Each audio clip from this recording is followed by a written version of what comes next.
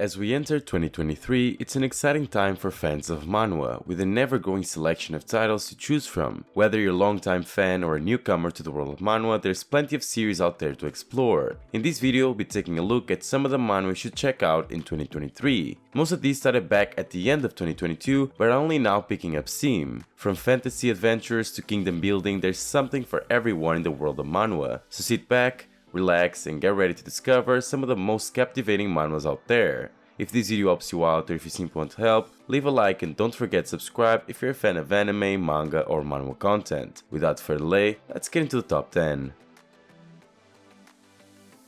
Number 10 comes with My Insanely Competent Underlings. This is a story of Hyeon, who along with his teammates enters the depths of a labyrinth leading to hell where it seems impossible to escape. Despite being warned that they will die, he and his teammates refuse to give up and the rise to the top of the game fantasy begins. Now, while this manhwa is very funny, it lacks a bit of that.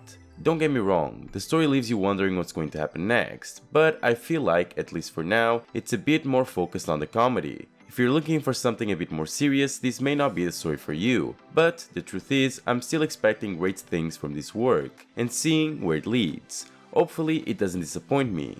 There's no official translation at the moment. In number 9 we have Everyone Else is a Returnee.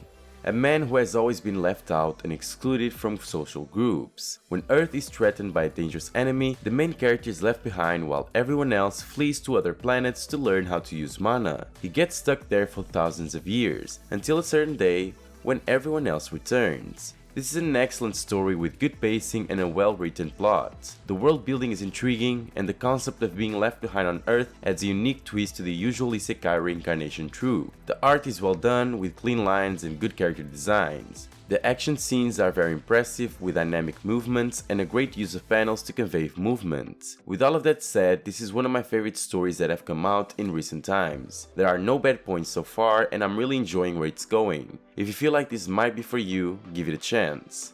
There's no official translation at the moment. Number 8 comes with Infinite Mage. The story follows the journey of a young boy named Chiron, who was abandoned as a baby and raised by a loving couple. Chiron shows a remarkable talent for magic, but his status as a commoner and poverty hold him back. However, with some encounters, Chiron embarks on a path to become a mage. The plot is well written and engaging, without being overly dramatic or overpowered. Despite Chiron's overpowered abilities, he faces real challenges and obstacles that keep him grounded. His parents are also well written and understanding characters, which adds to the story depth. Additionally, the absence of any romantic subplot allows the focus to remain on Chiron's growth as a mage. The art is also well done, not exceptional, but still good. The pacing of the story is excellent, and the world building is well crafted. The story does a good job of creating a believable and immersive world for the characters. Overall, this is a really good story that you should definitely check out in 2023. There is no official translation at the moment. In number 7 we have I Became the Mad Emperor. The main character was a fan of the novel called The Great Human Demon War. One day he receives a message and is transported to a new world where he finds himself in the body of the Mad Emperor Exceltrion, who he knows from the novel will lead the world to ruin. He tries to use his knowledge of the future to prevent Exceltrion from making mistakes and change the course of history. However, he soon realizes that he can only alter some of Exceltrion's actions, and that he cannot completely control him. The unique character development of the main character, who possesses the body of the evil Mad Emperor but cannot control it completely, is one of the strengths of this manhwa. The story also features well-written side characters, and there are no overly sexualized or dumb female characters. The bad guys in the story are portrayed as using their brains, which adds an interesting dynamic to the plot, unlike some other works. The art is decent, with a more bloody style when the main character engages in battle. Additionally, there are some light kingdom building elements that add another layer to the story. This is quite a unique plot, and I was gladly surprised when I read it, and so I'm sure many of you will love it too. There's no official translation at the moment. Number 6 comes with SSS Rank Lone Summoner. SSS Rank Lone Summoner follows Zhang Zi, who crosses over to a parallel world where people rely on the magic domain to fight monsters and become stronger to resist the invasion of demons from the Devil's Cave. Zhang Zi enters the magic realm under the name Asura to protect his sister, and then he unexpectedly awakens the strongest SS level talent summoning ability. With this ability, the higher the level of summoning art, the more monsters he can summon, and the more he can upgrade. Overall, the story is quite generic, with nothing new to offer, and even has some points that I didn't like that much. However, if you're looking for an easy to read manhwa with a simple plot and you enjoy the necromancer, summoning, and overpowered main character type of story, then this one might be exactly what you're looking for. The art is competent and the action scenes are well drawn. The story progresses at a decent pace and there are enough monsters and battles to keep the readers engaged. Even though this might not be the top of the line manhwa, it's still a good read. There's no visual translation at the moment. In number 5 we have Pick Me Up Infinite Gacha. Pick Me Up is a manhwa about a master player of a mobile gacha game who finds himself transported into the game world. The protagonist, Han Hislat, previously known as Loki, must navigate the game's difficult dungeons in order to return back to the Earth. One of the aspects of this manhwa that is so interesting is the fact that the players, or NPCs, have real lives, let's say, which makes this so much more realistic. We also have the main character, which is very cold and does whatever it takes to survive, but tries to help those who put in the effort. This is an amazing and new plotline that I haven't seen before. Of course, we have seen transported to a game or to a different world, but this one adds so many new aspects that it turns it into something completely different. Without a doubt, one of the best manhwa that will come out in 2023, and there's no official translation at the moment.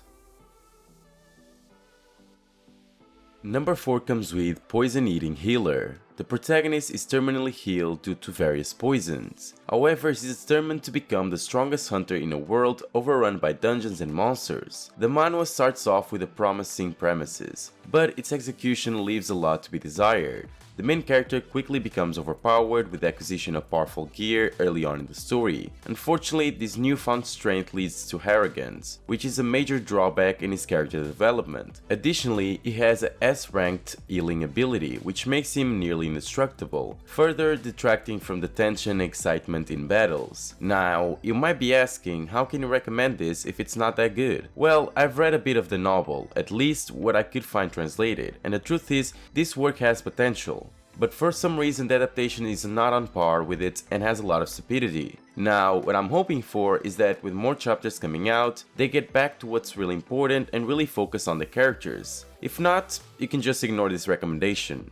There's no visual translation at the moment. In number 3 we have The Perfect Hybrid.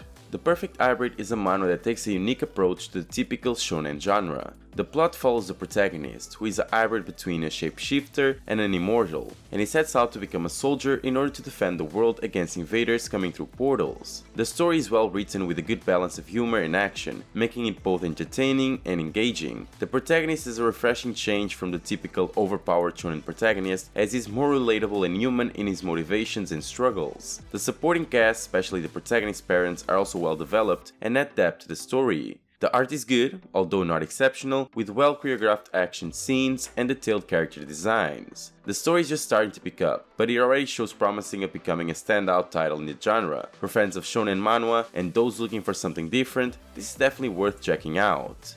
There's no official translation at the moment. Number 2 comes with Warrior High School Dungeon Raid Department. The Earth has fused with another world, resulting in the existence of dungeons filled with monsters. The most elite school for adventures in South Korea is the Warrior High School, where young people are trained to become professional dungeon raiders. The protagonist of the series needs to pay for his sick father's medical treatments, so he must find a way to make money even if it's illegally. While this story has a similar plotline to manhwa out there, it's rather unique, which makes it a great read.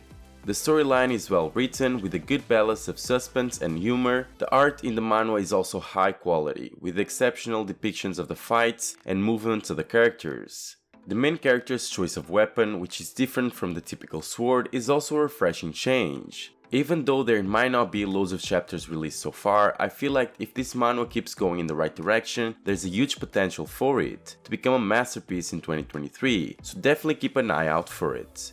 There is no official translation at the moment.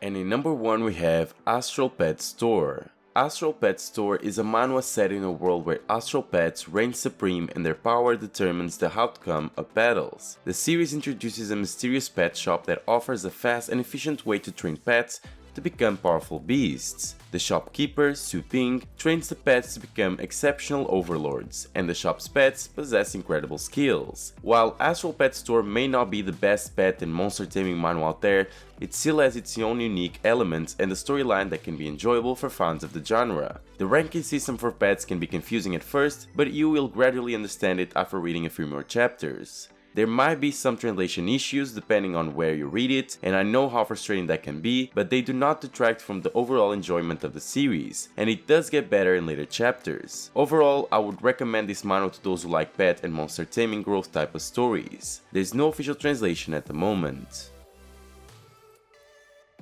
In conclusion, 2023 is shaping to be another great year for manhwa with so many exciting titles to look forward to. I hope that this list has helped you discover some new titles that you can add to your reading list. With the manhwa industry continuously growing and evolving, we can't wait to see what other amazing stories will be released in the future, so keep an eye out and be sure to stay tuned for more great manhwa recommendations. Happy reading, thanks for watching, and I'll see you next time.